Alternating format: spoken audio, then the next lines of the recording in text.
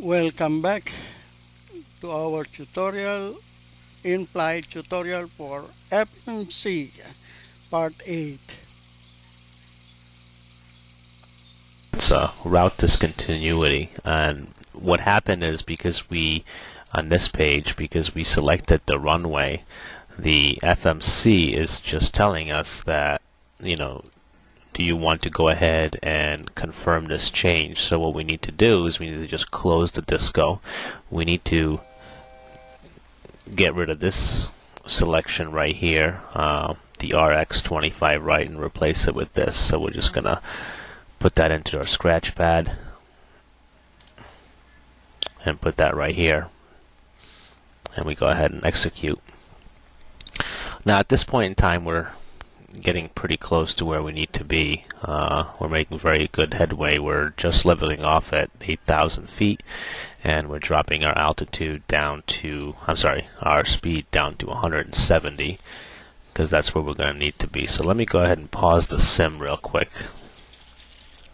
And the only reason I paused it is because I want to get all these waypoints put in. So our next one is FLICR. So we're going to go over to the FMC and go ahead and punch that in.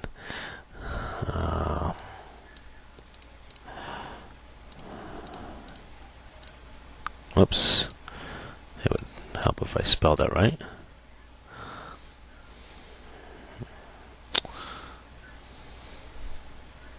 And once again, it's giving me a route discontinuity because I made an error. I put this intersection after the runway, which is incorrect. It needs to go before the runway. So let's just put this into our scratch pad, hit the previous page. And then just, not the previous page, but we want to stick the scratch pad contents into where the runway information is. Okay. And now it makes sense. And let's go ahead and do that with the rest of our waypoints with Hoko, Kondi, and that's the last one. So go ahead and plug those figures in.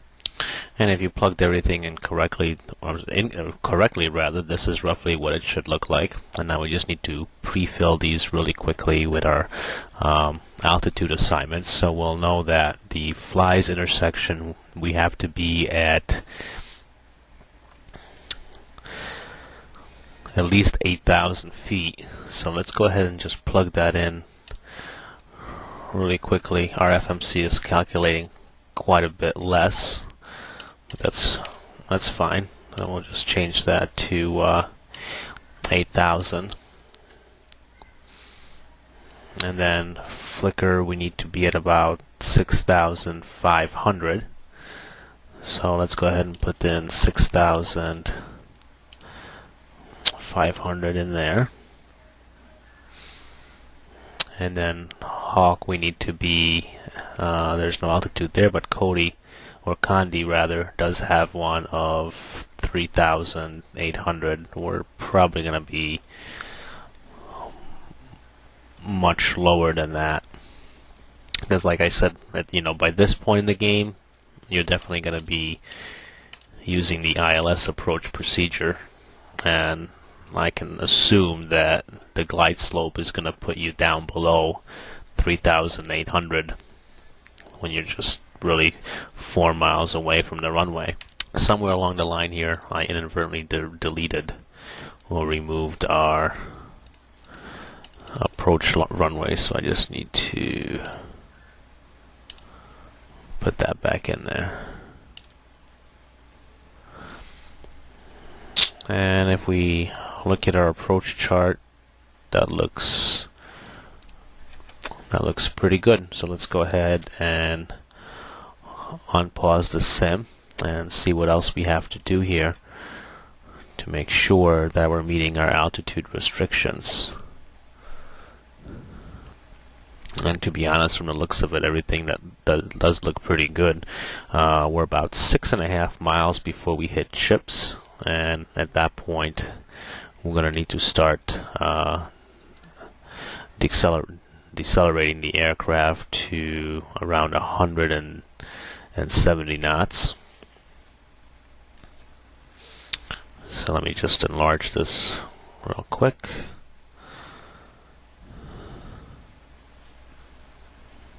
Good. Things are looking well. We're just over 15 miles away from chips, at which point we're just going to do a complete 180, and we're going to line ourselves up with the runway. And now I'm making a left-hand turn, and we're just going to be going into Preno. Everything looks good. At this point in the game, I disconnected the VNAV, and I'm just going to manage the speed myself at this point. I'm dropping it down to about 190 knots, so I'll go ahead and set flap 1, and I will wait for the glide slope and the localizer to come alive. And as we continue to turn, you will see that the localizer is in fact has come alive, and we're getting ourselves lined up with it. So that's always a good sign, indicating that everything was programmed properly. I don't have the glide slope up yet, probably because we're still a fairly good distance away. I need to cross my next intersection at 6,500 feet. So I'm going to go ahead and change the altitude on the MCP to 6,500 and hit level change, and we'll start descending. And you'll notice that the glide slope has now come alive, and we're just below it. And we're gonna drop a little farther.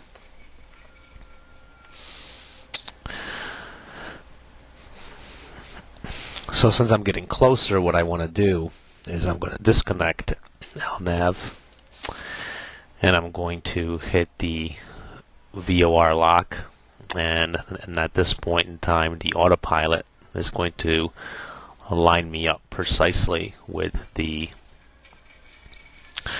localizer.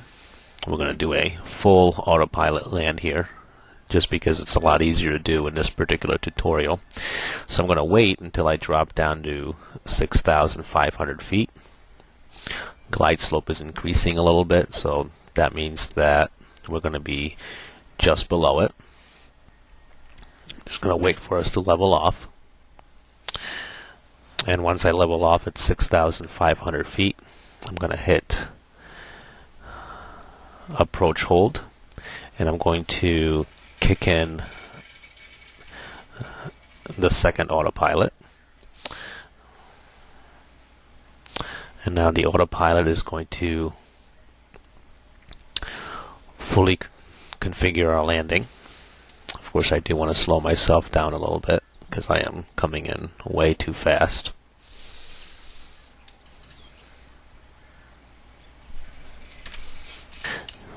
If you open up the FMC and you go into your initial reference page, you will notice that you have flap settings and their associated speeds. So we're just going to go in here real quick, and we're going to select that we're going to be doing a flap 40 landing. And what that's going to do is it's going to place a little bug right here, a little reference bug on our speed tape. So that's our reference marker. We want to be just above that. Anything below that will stall out. So go ahead and retracting the flaps so we can get our speed down. The autopilot is now fully managing our descent.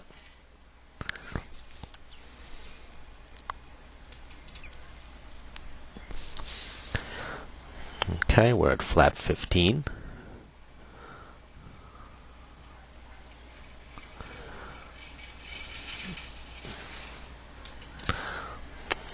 Okay, flap 25.